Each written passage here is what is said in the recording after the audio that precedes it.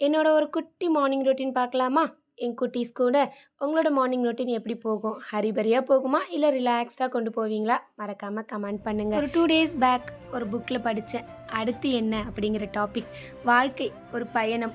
பிறப்பு முதல் இறப்பு வரை இந்த பயணம் தொடரும். இடையில இருக்கிற வாய்ப்புல முயற்சிப்பதும் வீணு, பயணம் நேரமே ஆயில்னு படிக்க ஆரம்பிச்சேன். பொறுமையை கற்றுக்கொண்டு இருக்கும் வரை அமைதியை ஆனந்தத்தை அனுபவிப்பதே புத்திசாலித்தனம். பயணத்தை சுகமாக்க இருப்பவர்களோடு சுகமாக பழகுவதும் அவர்கள் உறவு வண்டிக்குள் மட்டுமே என்ற தெளிவும் அவசியம். வண்டியை விட்டு இறங்கியதும் அடுத்து என்ன என்று கணிப்பதே மிக மிக முக்கியம். பயணம் எங்கே ஆரம்பித்தது, எங்கே முடிய போகிறது என்பது தெளிவாக இருந்தால் மட்டுமே சுகமாக நிம்மதியாக கவலை இல்லாமல் பயணிக்க முடியும். அத்தோடு இருப்பவர்கள் பற்றி விவரமும் தெரிந்தாலே பழகும் சூழலில் கவனமாகவும் மனம் விட்டும் பழக முடியும்.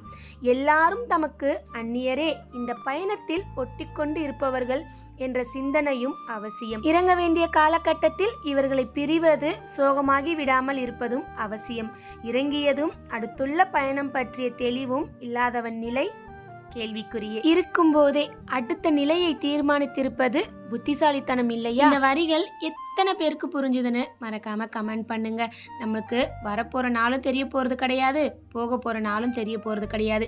இந்த இடப்பட்ட இந்த காலத்துல எவ்வளோ விஷயங்களை நம்ம மண்டையில போட்டு ஏத்திக்கிட்டு கவலைப்பட்டுக்கிட்டு கஷ்டப்பட்டுக்கிட்டு அதுக்காக உட்காந்து ஸ்ட்ரெஸ் ஆகிக்கிட்டு என்னெல்லாம் பண்ணிட்டு உட்காந்துருக்கோம்ல. இங்க மாற்ற முடியாதுன்னு எதனா ஒரு விஷயம் இருக்கா?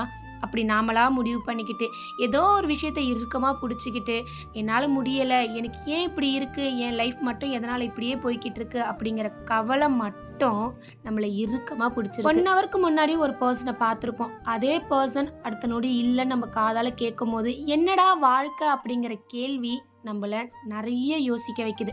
அது மாதிரி தான் இங்கே எதுவுமே ப்ரிடிக்டபிள் கிடையாது. அடுத்த நொடிங்கிறது நிச்சயமே இல்லாத ஒரு வாழ்க்கைக்குள்ளார தான் இங்கே ஒவ்வொருத்தவங்களும் போய்கிட்டு இருக்கோம். இதுக்குள்ளார நீ பெருசா நான் பெருசா, நீ செய்கிறதெல்லாம் கரெக்டு நான் செய்கிறதெல்லாம் தப்புன்னு குறை பேசி குறை சொல்லி என்ன பண்ண போகிறோன்னு எனக்கு புரியல. நிறைய விஷயங்கள் நிறைய சந்தோஷங்கள் நம்மளை சுற்றி கொட்டி கிடக்கு. நம்ம அதெல்லாம் எடுத்துக்க மறந்துட்டு கஷ்டங்களை மட்டுமே தூக்கி பிடிச்சிக்கிட்டு இருக்கோம். எப்போ இதெல்லாம் விட்டுட்டு நம்மளை பற்றி யோசித்து நம்ம வாழ்க்கையை சந்தோஷமாக கொண்டு போகிறோம். ரொம்ப எதையும் யோசிக்காதீங்க. யாரையும் கஷ்டப்படுத்தாத வார்த்தைகளையும் பார்வைகளையும் அடுத்தவங்களை நோக்கி நம்ம கொண்டு போய்கிட்டு நம்மளை கஷ்டப்படுத்துகிற வார்த்தைகளையும் விஷயங்களையும் மனுஷங்களையும் நம்ம ஒதுக்கி விட்டுட்டு பாசிட்டிவிட்டியை மட்டும் எடுத்துக்கிட்டு நெகட்டிவான விஷயங்களை எல்லாத்தையும் தூக்கி போட்டுட்டு சந்தோஷமான லைஃப்குள்ளார போகலாமே. ஆமாவா இல்லையா? கமெண்ட் பண்ணுங்க.